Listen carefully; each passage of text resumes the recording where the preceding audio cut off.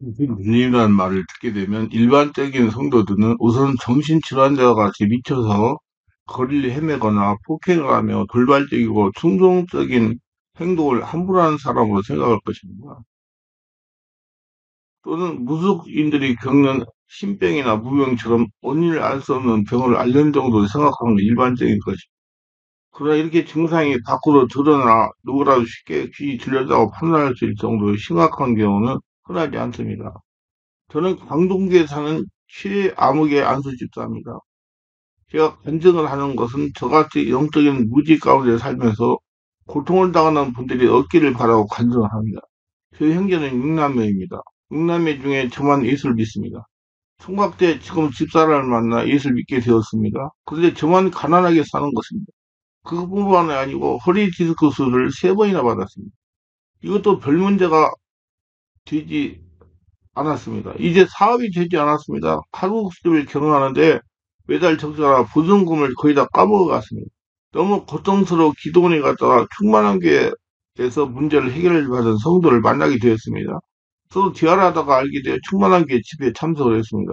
너무나 갈급하여 상담을 요청했습니다. 다행히 첫날 강 목사님이 상담을 해주셨습니다. 저희 얘기를 듣더니 목사님이 이렇게 질문하시는 겁니다. 집사님, 지금까지 신앙생활을 어떻게 하셨습니까? 그래서 예, 말씀 중심의 신앙생활을 했습니다. 그랬더니 이렇게 말씀을 하셨습니다. 물론 말씀 중심의 신앙생활을 해야 맞습니다. 그러나 성령 세례와 성령의 역사를 체험하면서 말씀 중심의 신앙생활을 하면 더욱 좋습니다. 나는 무슨 말인지 이해가 되질 않았어요. 그래서 목사님 얼굴을 물구멍이에 바라보았습니다. 목사님 이렇게 말씀을 하셨습니다. 원래 세상을 살다가 예수를 믿으면 교회에 들어옵니다. 교회에 들어와서 말씀을 듣습니다.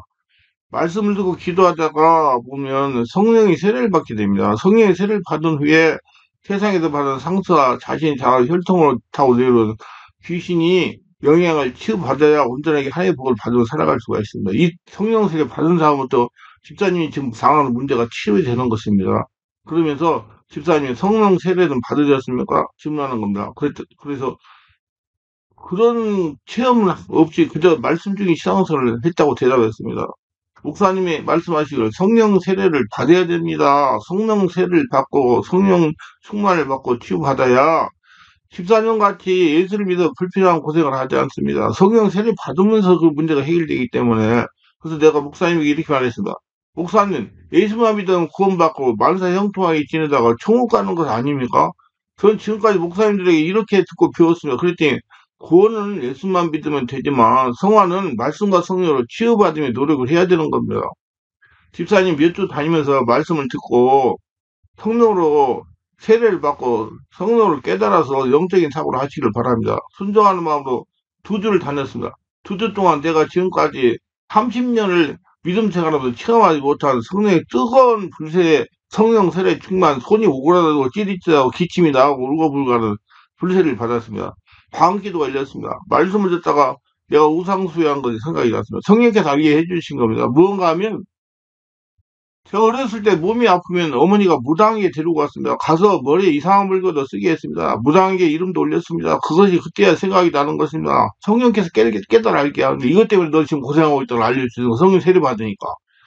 우리는 35년이 지난 일입니다. 그래서 목사님에게 이 얘기를 했으면 목사님이 성령이 집회 가운데 그때 그 상황을 눈으로 보면서 회개를 하라고 했습니다. 목사님 머리에 안수를 하셨습니다. 조금 지나서 울음이 막 내 속에 터져 나왔습니다. 그 이상한 울음이 터졌습니다. 목사님은 무당의 영은 정체를 발견했다고 명령을 했습니다. 목사님 머리에 서놓고 내가 나한테 예수님 뭐가는 재물제는 무당의 영은 정체를 발견했다 하시는 것입니다. 내가 오른손이 막 흔드는 겁니다. 마치 TV에 나오는 무당이 곡거리를 하는 상황을 가지고 손을 막 흔들어야 됐습니다. 목사님 예수 이름으로 하는 혈통을 사고 들어온 무당귀신의 줄은 끊어질지어다. 역사는 무당귀신은 정체를 밝힐지어다. 이거 네가 예수 이름으로 하는 혈통을 사고 들어온 무당귀신은 묶임을 풀고 나올 때 정체를 밝히고 튀어나올지어다. 영리를 하시니까 여기서 한참 괴성이 나오더니만 입에서 맑은 물이 막 토해지면서 귀신이 떠나가는 것입니다. 그래서 다시 가난하게 하고 사업을 방해하는 귀신은 결박을 풀고 떠나갈지어다. 가난하고 사업을 방해하는 귀신은 결박으로 떠나갈지어다 하면서 목사님 명령을 하니까 내가 막 소리를 지르고 악을 쓰고 토하면서 귀신들이 떠나갔어. 그리고 목사님이 이제 사업이 풀리고 재정회복이 임하는 영이 임할지어다. 축복이 임할지어다. 아브라함의 복이 임할지어다. 사업이 풀리고 아브라함의 복이 임하는 영이 임할지어다 하면서 안수기 드려줬습니다. 이렇게 3일을 동안 했습니다. 승만한 게 치유 집회 시간에는 목사님이 시간 개인별로 안수기도를 하면서 치유를 합니다. 그리고 목사님이 저에게 이렇게 말했습니다. 뭐, 집사님 지금 다른 형제들은 다 잘 사는데 집사님이 어렵게 지냈지만 앞으로 3년만 영적인 전쟁에 가면 집사님이 제일 영권에 복받고 다른 형제들이 못 살게 있을 겁니다. 믿고 영적 전쟁은 반드시 그렇게 됩니다. 성령 충만해서 정말 하늘나라가 되면 하나님은 집사님에게 소원을 두고 일을 하시기 때문에 집사님 분명히 잘 될 겁니다. 그리고 믿고 영적 전쟁을 하면서 믿음 한결과 합이 슬슬 풀리기 시작했습니다. 이제 어려움이 없이 믿음 생활하고 있습니다. 제 인생이 바뀌고 있습니다. 지금 생각하면 내가 영적으로 무지해서 지금까지 고생을 했다는 것입니다. 여러분, 영적 세계를 알아야죠. 알게 알고 귀신이 있다는 거 알고 내가 지금 안 되면 예수님도 안 되면 반드시 그 뒤에 영적인 존재가 있다는 걸 찾아서 해결하면 풀어지기 시작합니다. 인생이 꼬이면 꼬이는데 원인이 있어요. 그 원인을 찾아서 해결하면 풀리기 시작합니다. 전북 익산에서 8년 동안 오십견과 어깨 근육 통증으로 고생하다가 치유받은 목사님의 이야기입니다. 이 목사님은 우리에게 치유와 능력을 받게 오셨습니다. 하루가 지나고 이틀이 지났습니다. 3일째 되던 날 내가 오십견이나 근육통으로 고생하는 분이 있으면 앞으로 나오라고 그랬습니다. 그랬더니 이분이 손을 들고 앞으로 나왔습니다. 나와서 저에게 이렇게 말했어요. 목사님, 저는 8년 동안 오십견과 어깨 통증으로 오른쪽 팔을 사용하지 못합니다. 그래서 내가 성령께서 이 시간 치유해 주실 거다 그랬더니 이분이 비웃는 겁니다. 8년 동안 이 방법, 저 방법을 다 사용해도 낫지 않았는데 어떻게 금방 치유가 되냐는 것입니다.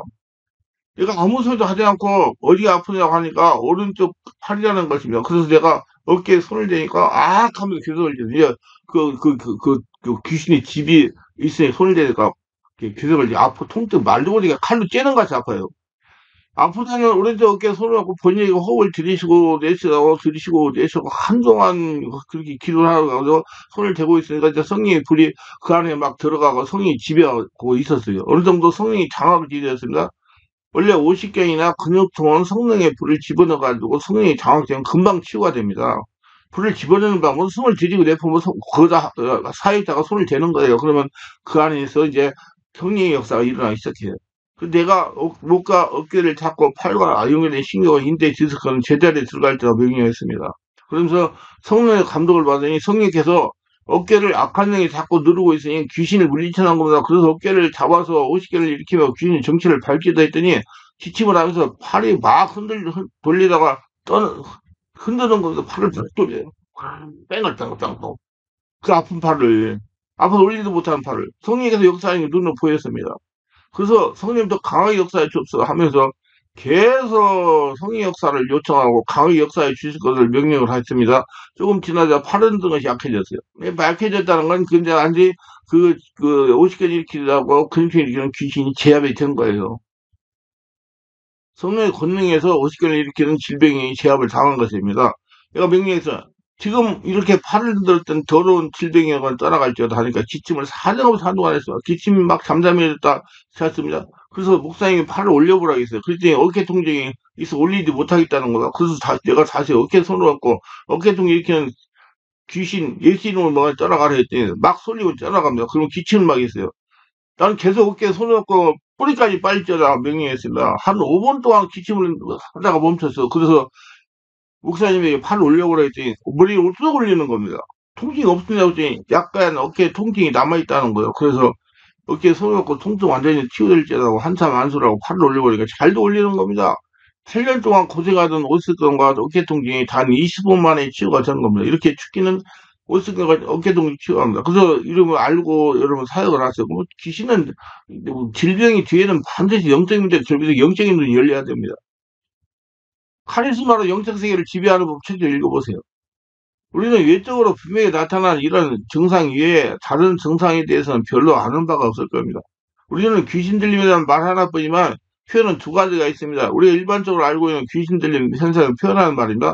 성경에 거라사 과인의 경우 이런 표현을 합니다. 첫째 경우.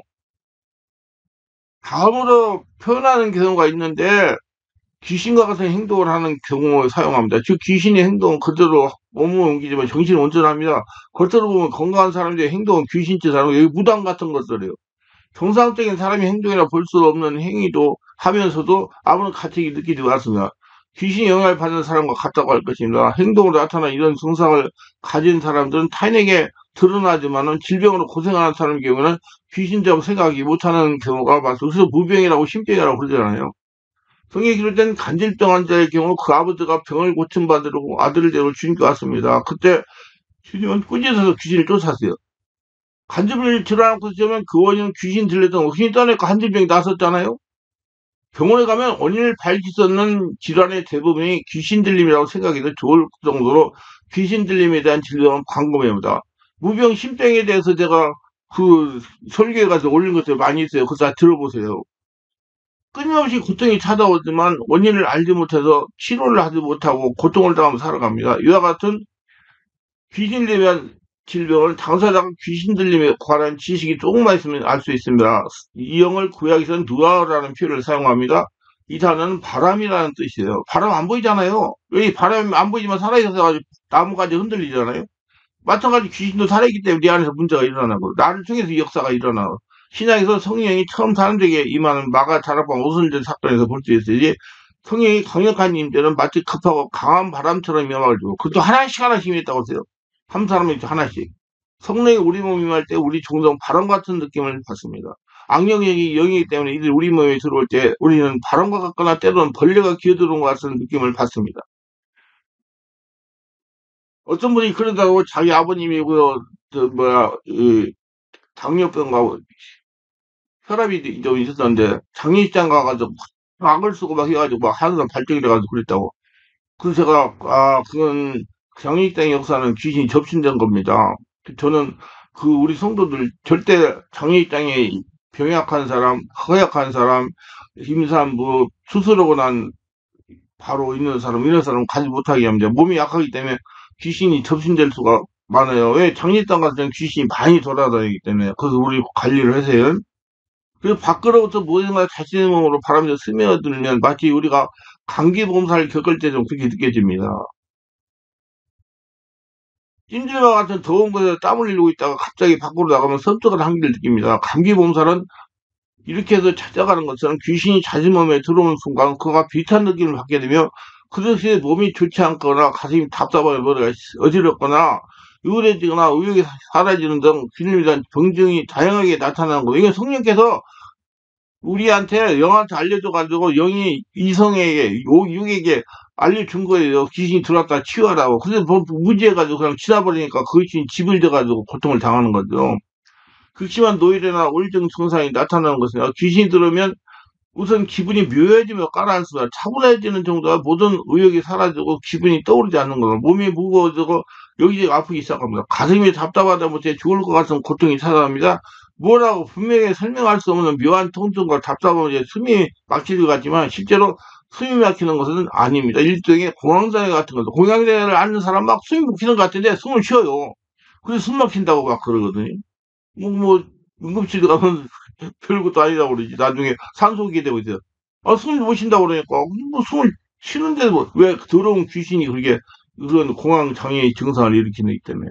그래서 나중에 뭐 증상 다 검사해서 검사 붙으니까 이거 뭐 아무것도 안 나타납니다. 그럼 공황장애라고 진단을 하잖아요. 이런 고통이 주위 사람들이 말해도 이해하지 못합니다. 그게 한다고 그럴 거예요. 그처럼 호흡도 정상이 쉬고 있는데 숨이 막혀 죽을 것 같다고 사람들이 이해하지 못하면 그래서 꾀병이나 정신이 약한 거로 오인하게 됩니다. 병원에 가도 증상을 차려 없으니 꾀병을 할 수밖에 없을 겁니다. 그래서 무병, 신병이라고 그러잖아요. 의사가 약하고 내성적이서 그런 것을 판단하게 됩니다. 그래서 가족들은 정신에 문제가 있다고 생각하고 그런 성격을 고치라고 담대해지라고 좀 강하라고 책망하기도 합니다. 언제 본인은 못해요. 무기력이 빠져가지고. 그 떠나가야 돼. 성령을 충만받고요. 떠나가야 돼. 그 종합적인 치료를 잘해야 됩니다. 그런 분들은 그냥 무조건 기준만 쫓으면 되는 게 아니라 여러 가지를 복합적으로 해야 돼. 그래야지 정상적이 돼요. 의지가 약하거나 생활력이 약한 무능한 사람을 오인하게 되어 환자를 더욱 괴롭게 만듭니다. 환자는 지금 죽을 중이야. 힘이 없고 늘어져가지고. 근데 다른 사람 보니까 멀쩡해. 근데 저 같은 사람이 보면 아 이거 영적인 문제구나. 예. 아까 도로니 역사하고 알고 이제 성령 세례받고 수물 받고 치유받으면 돼요. 근데 그런 사람들이 치유받고 나면 막 몸살을 하고 막 입이 막 그냥 막 터져가지고 피가 나오고 막 그래요. 막 의식이 쳤고 막 그것도 한 달 쓰고 하는 사람들이 있어요. 우리가 교회가 잘못됐다고 안아버리네. 그러면 이제 계속 집에 잡혀가지고 그대로 살다가 가는 거예요.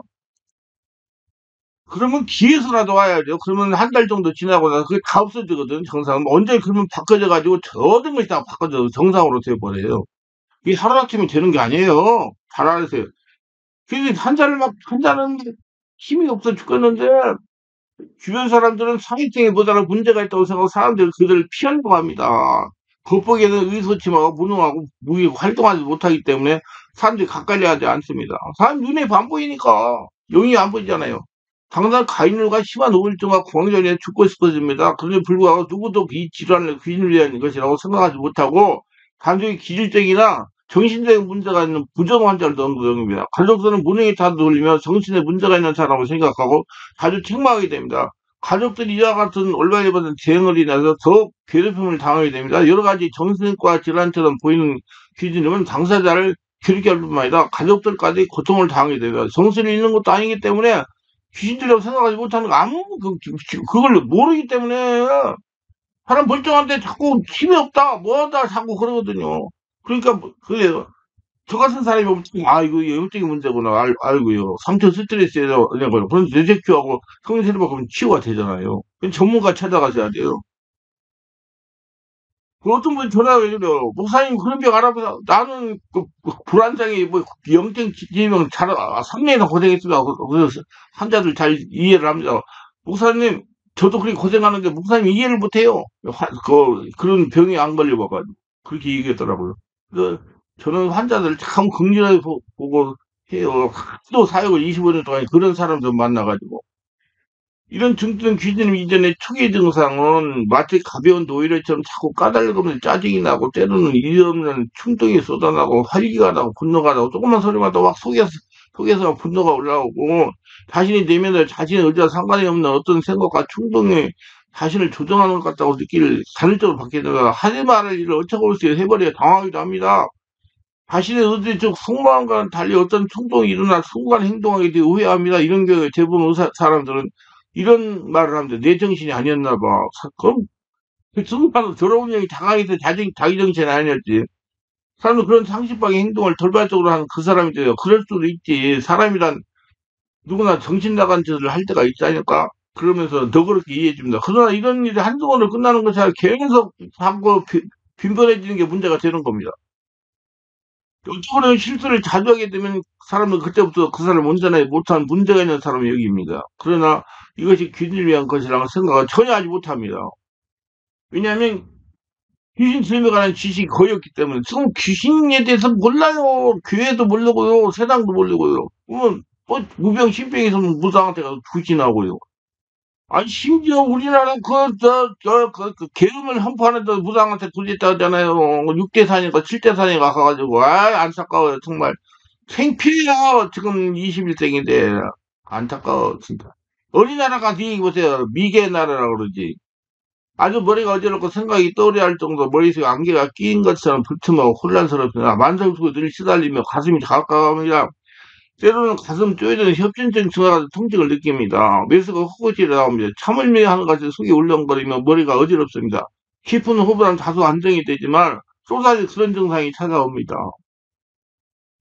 기절하고 죽을 것 같다는 생각이 들 정도로 가까움 때문에 다른 생각을 할 수 없게 됩니다. 서서히 자신이 앓고 있는 이 원인을 모든 질환에 대한 공포가 더욱 두렵게 만듭니다.